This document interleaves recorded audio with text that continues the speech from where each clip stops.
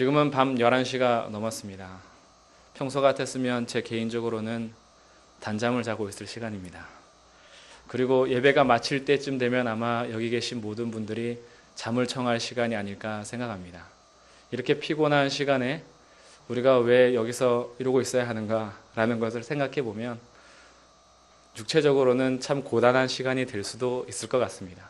그럼에도 불구하고 한 해의 마지막과 새해의 첫 시간을 하나님께 드릴 수 있는 송구 영신 예배는 얼마나 중요하고 소중한 시간이 되는지 그 의미를 깨달아갈 때에 이 송구 영신 예배가 하나님 앞에 더욱더 큰 영광이요 우리들에게도 참 의미 있고 깊은 감격의 시간이 될 것입니다.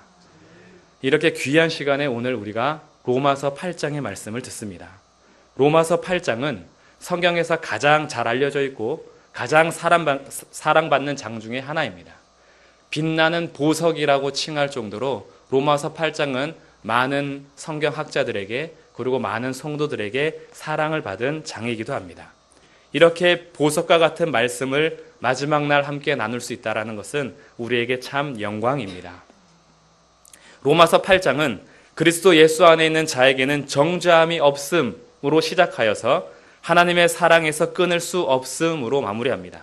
8장 1절에서는 그러므로 이제 그리스도 예수 안에 있는 자에게는 결코 정죄함이 없다라고 선언을 하고 8장 39절에서는 우리를 우리 주 그리스도 예수 안에 있는 하나님의 사랑에서 끊을 수 없다라는 것으로 마무리하는 것입니다.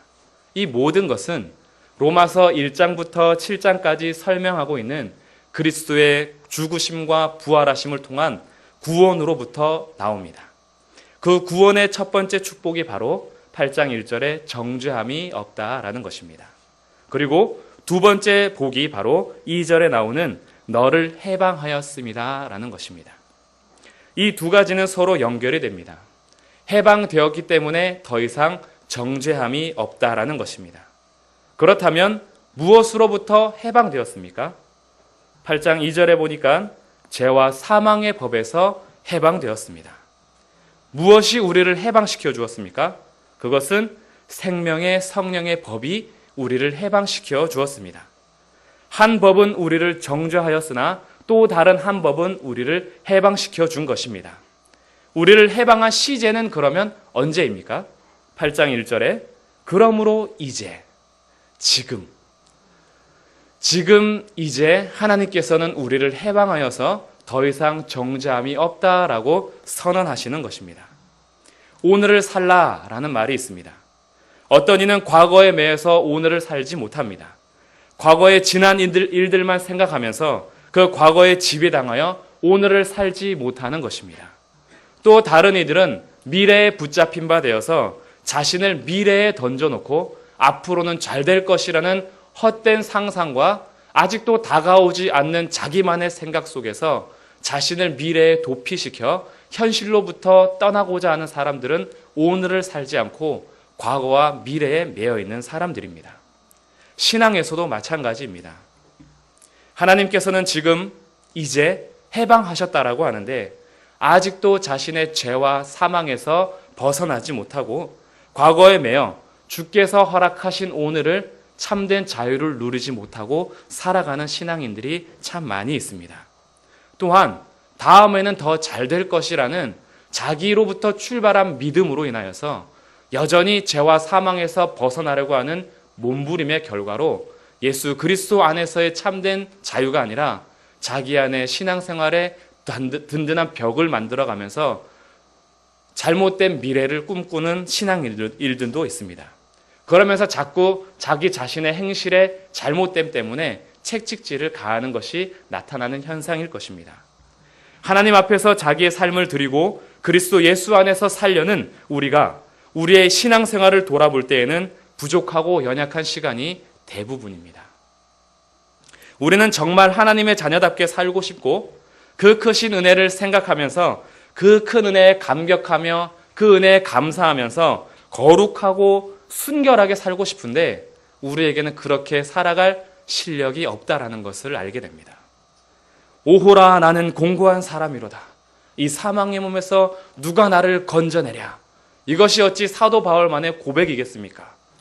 교회에서의 모습처럼만 살 수 있다면, 교회에서 목사로 사는 것처럼 집에서 남편으로 아빠로 살 수 있다면 그것이 얼마나 좋겠습니까? 교회에서 장로, 권사, 집사로 사는 것처럼 집에서도 그렇게 그 모습을 유지할 수 있다면 그것이 얼마나 또 좋겠습니까? 그런데 우리에게는 그럴 실력이 없습니다. 하지만 스스로 오해하지 마십시오. 우리가 그 실력을 갖추지 못하다고 해서 우리를 구원하지 않았다던가 우리를 정죄하는 것이 당연하다라는 것이 아니라는 말씀입니다. 우리는 죄와 사망에서부터 구원받았음에도 불구하고 우리 스스로는 이 법을 성취하면서 살아갈 능력이 없다라는 것입니다. 우리는 교회에서 가식을 떠는 것이 아닙니다. 신앙생활을 껍데기로 하는 것도 아닙니다.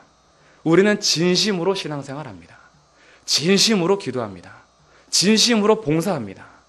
그리고 진심으로 서로를 돌아보려고 애를 씁니다. 우리의 삶 전체를 정말 순전히 하나님께 드리고 싶고 거룩하고 흠없이 보존하고 싶습니다. 그런데 우리의 삶 속에서 그것을 행할 실력이 없습니다. 정말 하나님 앞에 거룩하게 살고 싶은데 그 마음은 정말 진심인데 우리의 진심을 담아낼 행동이 따라오질 않습니다. 가장 사랑하는 부부 사이에서도 우리는 스스로 그 사랑을 지킬 능력이 없다라는 것을 깨달아갑니다.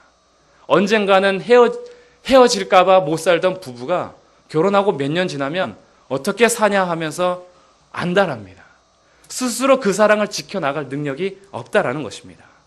내 몸에서 난 자식을 위해서라면 내 모든 것을 다 줄 수 있음에도 불구하고 그 자녀들을 위해서 할 수 있는 것이 별로 없다라는 것을 깨닫는 것이 또한 우리의 인생입니다. 사랑한다고 표현하는 것도 서툴러서 상처 주기 십상입니다. 때로는 잘못된 표현과 내 안의 상처 때문에 그러지 말아야지 하면서도 또 한 번 말로 상처 주고 내 행동으로 상처 주기가 십상입니다. 부부만 그렇고 부모만 그렇겠습니까? 자녀들도 어버이날 카네이션을 달아드리면서 제가 감사합니다. 부모님 사랑합니다. 정말 그 어버이날 카네이션을 다는 그 마음 진심으로 고백합니다. 그런데 금방 그날이 지나면 나는 그러고 싶지 않은데 문을 쾅 닫아버리고 괜히 부모님께 화가 나며 그러지 말아야지 하면서도 내 안에서 부모님을 공경할 실력이 없다라는 것을 스스로 깨닫게 됩니다.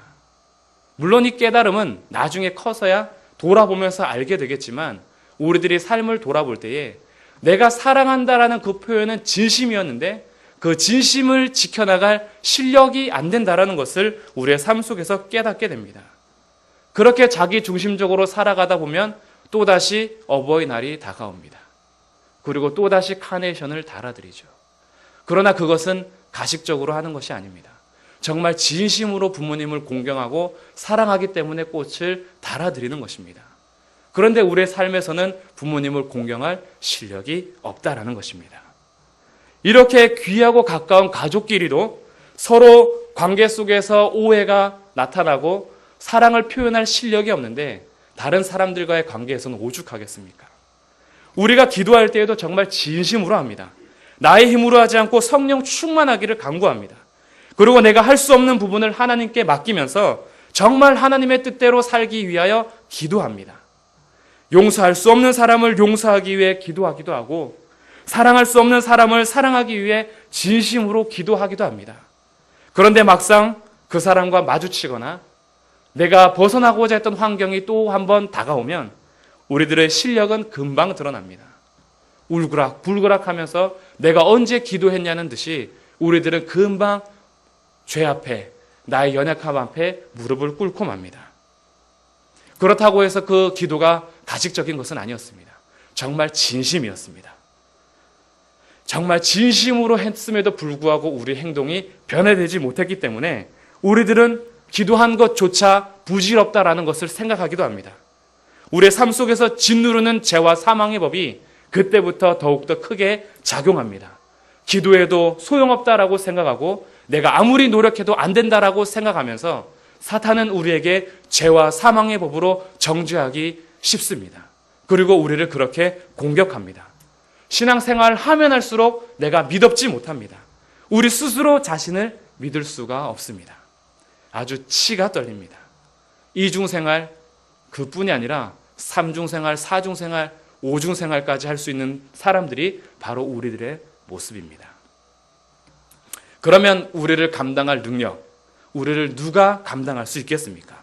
이 사망의 몸에서 도대체 누가 우리를 건져낼 수 있겠습니까? 올 한 해도 돌아보면 우리가 결심한 내용들을 지키지 못한 것이 얼마나 많습니까? 하나님 앞에서 정말 잘 살려고 그렇게 했음에도 불구하고 실패하고 변심했던 일이 한두 가지겠습니까?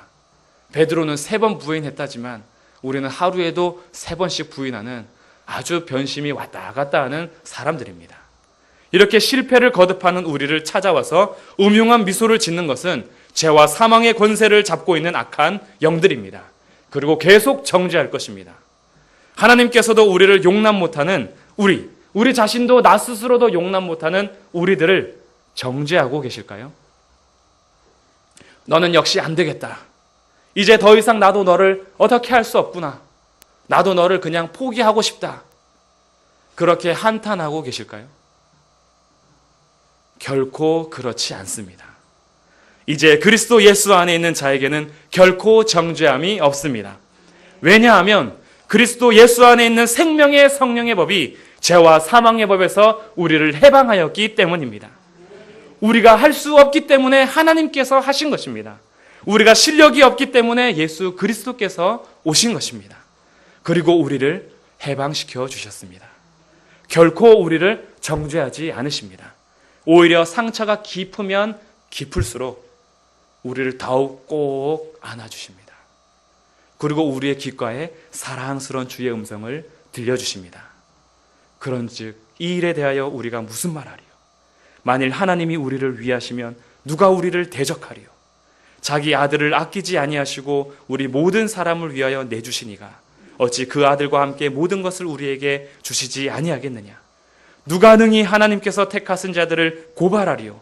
의롭다 하신 이는 하나님이시니 누가 정죄하리요? 죽으실 뿐 아니라 다시 살아나신 이는 그리스도 예수시니 그는 하나님 우편에 계신 자요 우리를 위하여 간구하시는 자시니라. 누가 우리를 그리스도의 사랑에서 끊으리요? 환난이나 공고나 박해나 기근이나 적신이나 위험이냐 칼이라. 내가 확신하노니 사망이나 생명이나 천사들이나 권세자들이나 현재일이나 장래일이나 능력이나 높음이나 깊음이나 다른 어떤 피조물이라도 우리를 우리 주 그리스도 예수 안에 있는 하나님의 사랑에서 끊을 수 없으리라. 우리의 인생을 야구에 비유하면서 말씀을 마치고자 합니다. 1회부터 우리들은 공격 포인트를 얻기 위해서 부단히 노력합니다. 야구 방망이를 들고 우리들은 사단이 공격하는 정죄의 공을 치기 위해서 열심히 타자로 섭니다.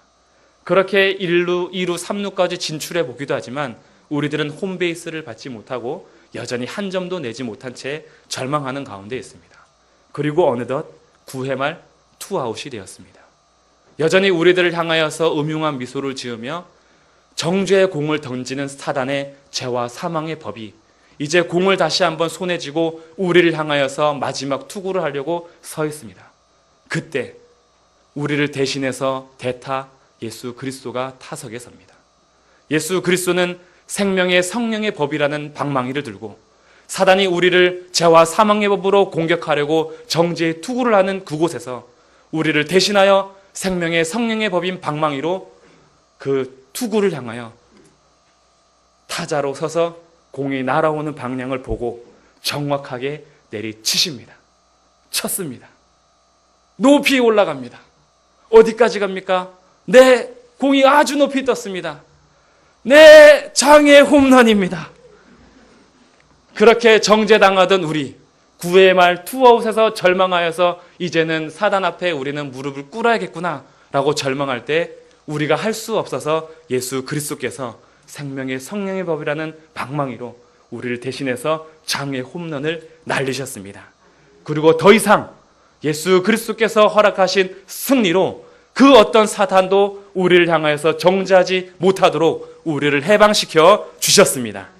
그러면서 이 모든 승리를 예수 그리스도께서 이렇게 말씀하십니다.